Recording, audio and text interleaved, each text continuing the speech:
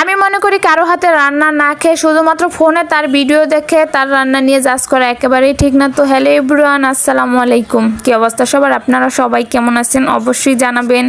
আমি তো আলহামদুলিল্লাহ অনেক অনেক ভালো আছি। তো আমি আজকে একটু বিরিয়ানি রান্না করব, খুব অল্প মশলায় বিরিয়ানি রান্না করব। আসলে কি মাঝে মধ্যেই বিরিয়ানি রান্না করে খাওয়া হয় বা বাহির থেকে বিরিয়ানি এনে তারপর হচ্ছে কি খাওয়া হয়। ঘরে যে রান্না করার একটা স্বাদ দেখবেন আপনি বাহিরের বিরিয়ানি বা বাহিরের যে কোনো খাবারই একবারের বেশি দুইবার খেতে পারবেন না, দুইবার খেলে বা তিনবার খেতে পারবেন না। আর আপনি যদি ঘরে একটা জিনিস রান্না করেন ওইটা কিন্তু আপনি 3 বেলাই খেতে পারবেন, কারণ ওইটার ভিতরে কম মশলা দিবেন, আপনার ইচ্ছা মতো রান্না করবেন। আর চাইলেও আপনি বাইরের খাবার অত পরিমাণ খেতে পারবেন না, কারণ ওইগুলোর ভিতরে প্রচুর পরিমাণে মশলা দেয়, প্রচুর পরিমাণে হচ্ছে গিয়ে সেন্ট দেয়, ওটার ঘেরানেই হচ্ছে গিয়ে পেটটা ফুলে যায়, খাওয়া যায় না আর কি। আমি খেতে পারি না। তোমরা কারা কারা বাইরের খাবার আর কি প্রতিদিন খেতে পারো অবশ্যই কমেন্ট করে জানাও আপু ভাইয়ারা। আমি আজকে একটু চিকেন বিরিয়ানি রান্না করব। তো এই কারণে হচ্ছে গিয়ে চিকেনটাকে আমি হাতে মাখিয়ে চুলায় বসিয়ে দিলাম, যেহেতু এটা শুক্রবারের ভিডিও ছিল। ওই দিনকে ভালোই গ্যাস ছিল, আর মাঝে মধ্যে তো একেবারেই গ্যাস থাকে না। আমরা যারা ঢাকা শহর থাকি তারাই হচ্ছে গিয়ে এই সমস্যাটা বুঝবো যে গ্যাসের প্রবলেমটা কত পরিমাণ হইতেছে এখন।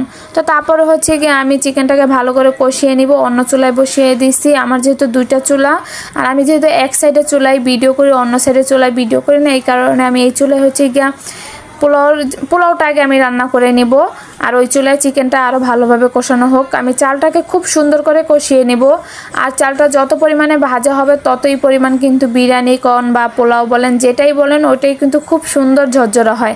আমি চালটাকে প্রচুর পরিমাণে ভেজে নেই। তোমরা আপুরা যারা আছো তোমরা চালটাকে কত পরিমাণ ভাজো অবশ্যই জানাও। তো চালটা ভাজা হয়ে গেলে আমি যে চিকেনটাকে রেখেছিলাম কষিয়ে ওইটাও আমি এর ভিতরে দিয়ে দিলাম, আর বিরিয়ানি মশলা কিছুটা আমি চিকেনের সাথে দিয়ে দিয়েছিলাম, আর কিছুটা হচ্ছে রেখে দিয়েছিলাম, ওইটাও হচ্ছে কি আমি পানির সাথে গরম পানির সাথে অ্যাড করে দিলাম।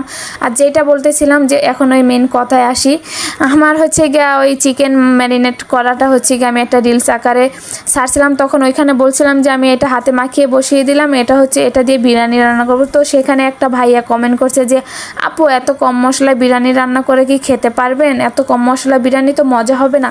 তো আমি বলি কি যে সুন্দরভাবে রান্না করতে পারলে কিন্তু অল্প মশলায় খুব মজা হয়, আর অল্প মশলার খাবারই কিন্তু খাওয়া খুব স্বাস্থ্যের জন্য ভালো, আর বেশি মশলার খাবার কিন্তু স্বাস্থ্যের জন্য ভালো না। তো যেহেতু এটা ঘরের রান্না, অল্প মশলায় রান্না করলেও খাওয়া যাবে ভালো, তাই আমি অল্প মশলায় রান্না করছি। তো আশা করি ভাইয়া আপনি আমার সব ভিডিওই দেখেন।